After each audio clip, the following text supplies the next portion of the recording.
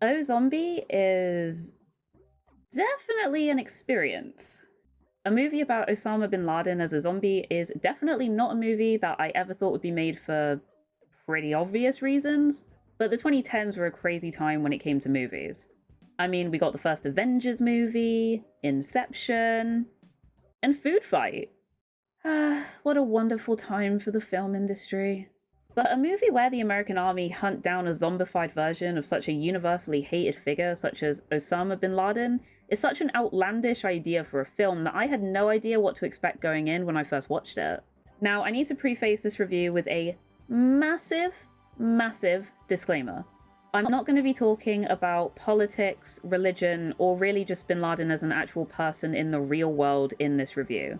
My goal isn't to comment on the political messaging in this movie and indulge in a serious analysis of the meaning behind it. My goal is to laugh at a silly zombie movie, and I hope that that's what you guys are also here for. If you want a more political take, then I'm sure there are other channels that would probably be happy to go into that side of this movie, but that's just not me. So let's just keep it chill in the comments as well, okay? Just sit back, relax, and laugh at the stupid zombie movie with me. Okay, so, hi, I'm Misa, and I love bad movies. And not only do I love watching bad movies, but I like talking about them and getting other people to watch them since I enjoy making people watch the stupid shit that I like. Hence, why I'm making this video. And today, I'm going to be talking about OZombie, a movie that I've actually owned for a really long time now, and I've watched a few times as well. And I've always come away from my watches of this movie feeling pretty entertained, I can't lie. Also, just a fun fact, but not long ago, my husband and I were out with one of his old friends from school, and we were talking about bad movies, specifically this one, since all I seem to talk about when I meet new people anymore is Kingdom Hearts and bad movies. I have a really, really bad hyperfixation issue. And our waiter at the pub that we were eating in said that he loves this film and he thinks that it's great. To which my husband and I were just kind of shocked that anyone else except for us and our small circle of friends who enjoy bad movies had even heard of this film, let alone seen it. Just a funny thing that happened pretty recently, and it's actually why I decided to rewatch this movie. So you can thank that random waiter for this review. So let's get started. And as always, spoiler warning for the entire film.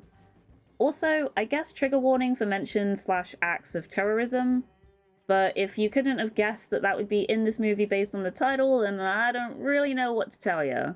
So one thing that's very noticeable about this movie right off the bat is that the cinematography isn't actually that bad, and it looks pretty competent. I mean, at least compared to the other movies that I've covered on this channel. Like, I was shocked that the establishing shots weren't just stock footage or terrible pre-made CGI assets or something. But I think that's probably a product of me watching so many terrible movies in my life that my standards for these kind of films has just plummeted over time. I mean, some of the scenes that involve helicopters don't look great, but it's definitely better than something like Clownado in terms of visuals. So the movie begins with an explanation as to how bin Laden actually became a zombie in the first place. Essentially, the American army invade a place in Afghanistan where, weirdly, a bunch of native zombies are being held. And bin Laden himself willingly takes a substance that turns him into a zombie when he realizes that the troops are closing in. Now, I know that there are some pieces of media about zombies that try to act as though zombies don't exist in that story's universe. Take, for say, The Walking Dead, which explicitly states that there's no zombie media in that franchise. So this gives the characters an excuse to act like blundering morons when the zombies attack them for the first time, because they've got no clue what zombies actually are. So the first instinct for them isn't to go for the head or anything that a normal person in the real world would do if they saw a real-life zombie, right? But in this film, it's very clear later on in the story that zombie media is a thing, and people know what zombies are. I mean, one of the characters even mentions Call of Duty, which obviously has a zombie mode in it. Thank you, Call of Duty.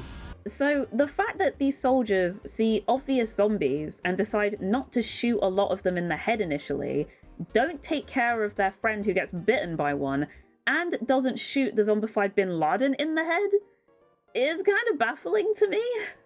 But basically, they catch bin Laden, who's been turned, attempt to transfer his body via helicopter, but as I mentioned, one of their friends is bitten, so obviously he turns when they're in the air, chaos erupts on board, and bin Laden's body is dropped into the ocean, only for him to rise again and head to shore.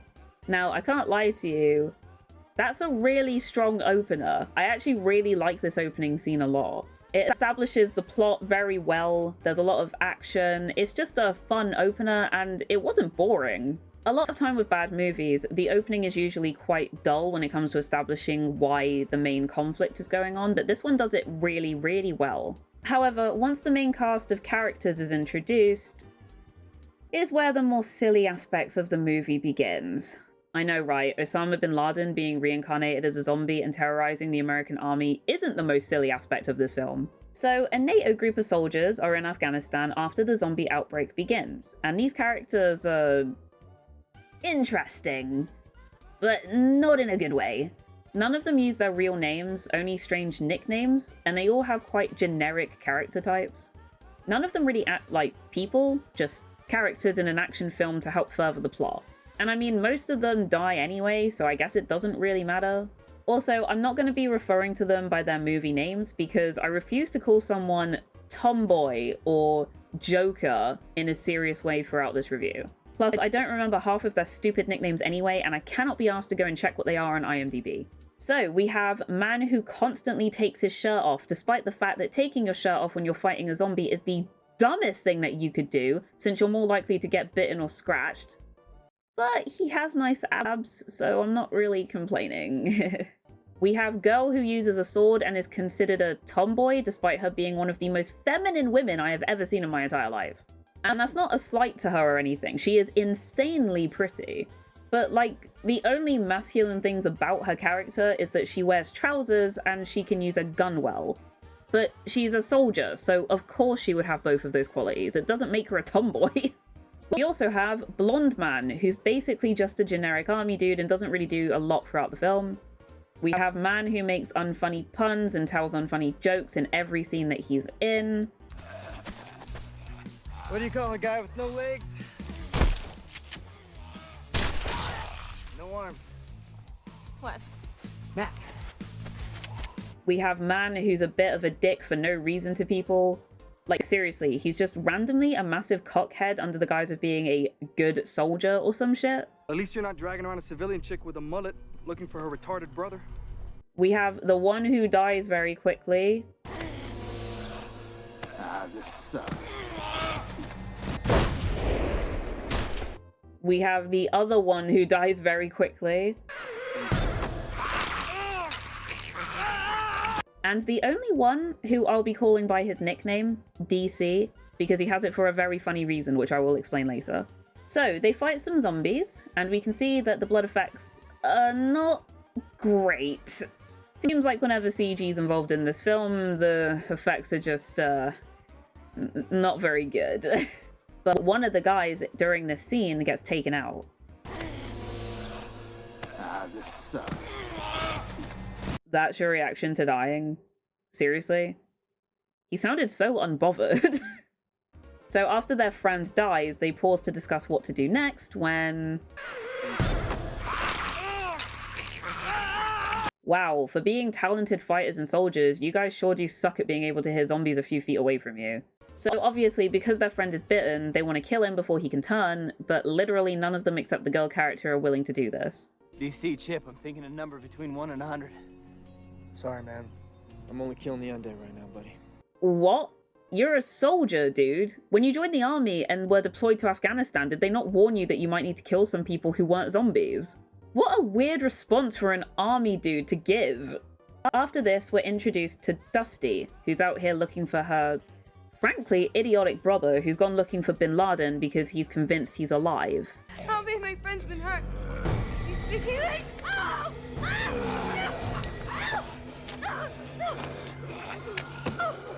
I thought you were... This woman sucks.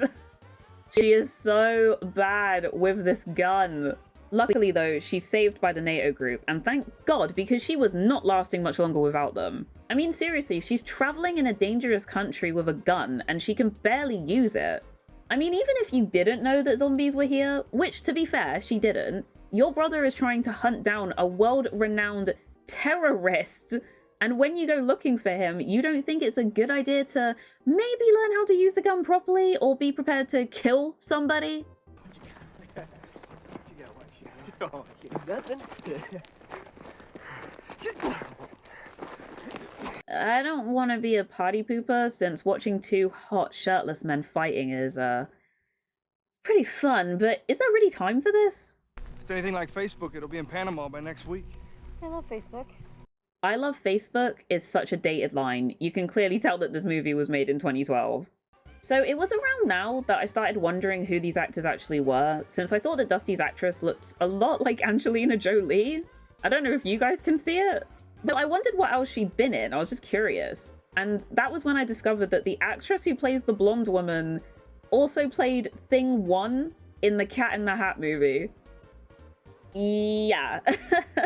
And when I told my group chat, this was my husband's response, which I thought was pretty funny.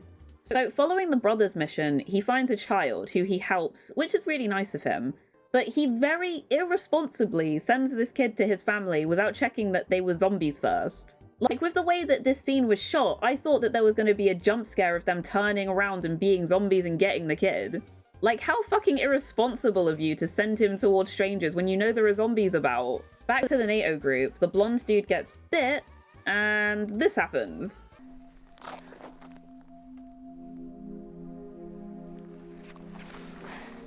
I was supposed to have your babies. That dude literally said what the audience was thinking, because legit, this relationship was not established earlier on. Like, she smacked him on the ass once, but it was implied to be an, oh, she's one of the boys moment. You know what I mean?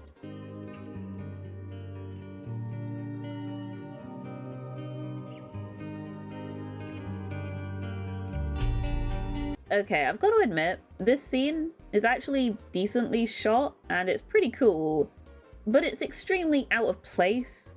Like, it just happens and then she rejoins the group like nothing happened. Like, it goes on for so long and the guy dying doesn't really come up that much during the rest of the film. But anyway, it's figured out that the soldiers in Afghanistan are recruiting people who are willing to become zombies for their cause, which is partly why there are so many zombies around and why so many of them are civilian zombies rather than soldiers. And then DC tells us that he's called DC because he went through a very messy divorce in divorce court. My name is Ryan Parker. DC has nothing to do with my initials. What's DC? Well, my best friend called me that after I spent a year in divorce court. Which I have to say, if his friends came up with that nickname for him, that is fucking diabolical. But unfortunately, he gets injured and he eventually dies.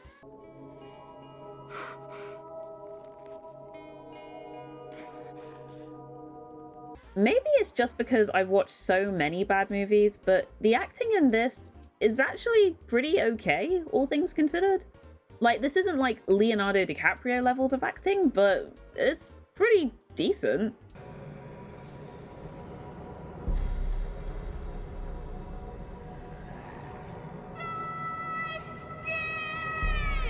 Okay, this dream sequence is fucking hilarious. So this is something that I really don't get about Dusty's brother's character. So he wants to kill Bin Laden because he thinks it'll protect his sister. But first of all, in this movie, despite him being a zombie, Bin Laden being alive is a conspiracy theory with no real evidence to back it up. I mean, it turns out that he is kind of alive because, you know, he's a zombie, but still. But secondly, even if Bin Laden is alive, if you and your sister just stay in America, it's not like he's gonna come and find you two specifically and kill you. He doesn't fucking know you both. Like, I don't know if this guy is suffering from main character syndrome or something, but it's very, very fucking unlikely that Bin Laden is gonna go after two random American people. Especially two people that have never interacted with him ever and aren't involved in, like, major political functions or even the army. And the thing is, too, is other people are gonna continue his work because they believe in what he talks about, right? And I don't want to bring real-world politics into this, but we've seen that just because one political figure dies doesn't mean that people aren't going to continue their work. So terrorist attacks will probably still happen in the US in this movie's universe, even with Bin Laden gone. Plus, the zombie virus is still at large, so killing one zombie or person isn't going to do anything to resolve the international conflict going on or the potential zombie apocalypse that could happen. Like, Bin Laden isn't a super zombie or anything, he's just a regular zombie, so why would killing him stop anything or protect anyone from a bigger issue? It just doesn't make any fucking sense. So the movie's finale's coming up, and basically the remaining crew go to a camp full of caged zombies.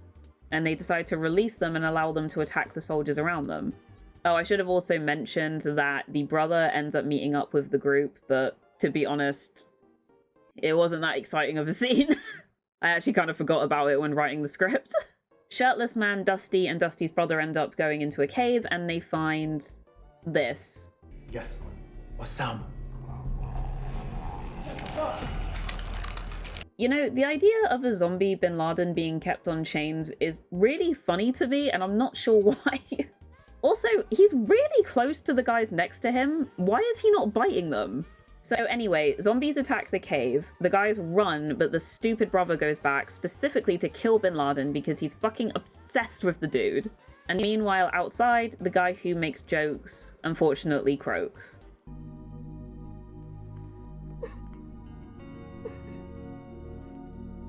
Why is she more upset at this death than the dude she literally wanted to carry the children of? These two didn't even interact that much during this movie. What the fuck?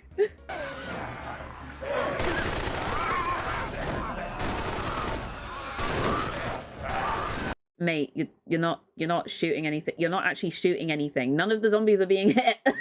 So Dusty's brother manages to explode the cave and an airstrike hits the area while the guys are running away. So, you know, you'd assume that he's dead, right? You have got to be kidding me. How in the fuck did he survive a cave exploding and an airstrike? You know what? You know what? This is OZombie. I'm not gonna ask. And that's how it ends, folks. No end twist, no after credit scene. That's it. We have no idea whether the zombie virus was completely contained or not, but whatever, these guys are American, so it's not their problem anymore. Okay, that is my one semi-political joke throughout the entire video. Please don't hate me. OZombie is actually really entertaining.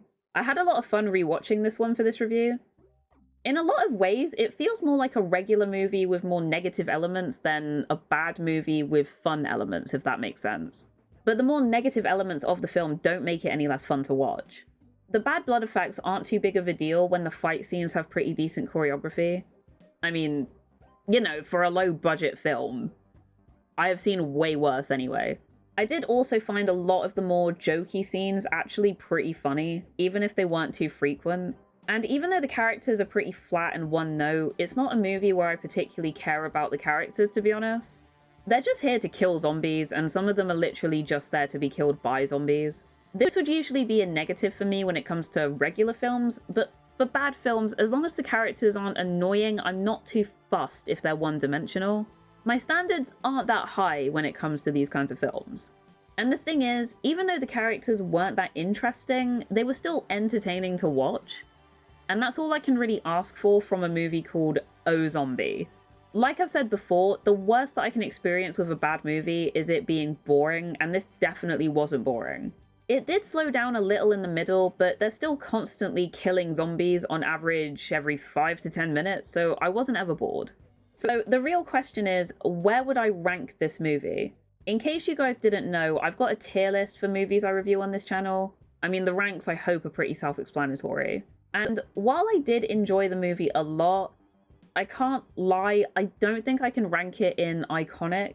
I think the fact that it was pretty competently made in terms of cinematography, acting, for some characters anyway. This sucks. And the way that the story is structured makes it not really a bad movie in the normal sense that we would consider a bad movie a bad movie. Like, The Snarling was obviously a bad movie. It was made for peanuts, but it made up for it by being hilarious. And Clownado is a movie that I am still convinced is a tax write-off. But the one thing that these two movies have in common is that they were clearly aware of how badly they were made. OZombie seems to have wanted to be better than it actually turned out to be, which, I don't know, makes me not as inclined to rank it higher, if that makes sense. At the end of the day, it was just a relatively by-the-book zombie movie with less of a budget, and Bin Laden was obviously the hook, but he was barely in it. I don't think it's worse than Clownado by any means, but in terms of enjoyment, I did actually prefer The Snarling, and I really don't think that it would be fair to rank OZombie above it. I do love zombie movies, but I genuinely think that if this had a higher budget and wasn't based around the stupid premise it has, it wouldn't have been as entertaining. I mean, if you take out the opening scene and the ending scene with Bin Laden, this was just a regular zombie movie, with a little bit of terrorism sprinkled in there. So I've decided that I'm going to rank it just below the Snarling in so bad that it's good. It's fun, and I would recommend it, but the Snarling just entertained me more. It's a completely subjective thing. I just prefer the Snarling as a film. It might be partly because a movie like OZombie would usually be seen as a potential comedy, but the comedy wasn't that frequent. It was there, it just didn't pop up as much. The movie in a way seemed like it was taking itself a little bit too seriously for my liking. So, if you disagree with me or you think I'm being unfair, then just let me know in the comments. I really like open discussions, especially about movies, so just let me know what you think. And also, if you have any other bad movies in mind that you would like for me to review, then let me know down below, or you can tweet at me. The link to my Twitter/X and Blue Sky accounts, as well as my Patreon, are in the description. Which, speaking of, thank you to my patron, Rob Slide. Also, I hope you guys have noticed, but I have upgraded my mic. I invested the money. I unfortunately don't have a lot of funds at the moment because, like I've said on post before, I've just gotten married and come back from my honeymoon. I've just upgraded my PC. So I don't have a lot of funds right now, but I knew the audio in the previous two videos wasn't great, so I decided to get a new mic. And I hope it sounds significantly better than the other two videos did. I always say too, if there's any constructive criticisms that you guys want to give, then I'm happy to accept those in the comments below as well. Hopefully the audio thing won't be as much of a problem, but if there's anything else that you think I need to improve on, then just let me know. I'm always happy to take constructive criticisms because I want to make my videos as good as I can with the tools that I have. But anyway, thank you all for watching. I am very bad at outros, so I will see you all in the next one, I guess. Bye!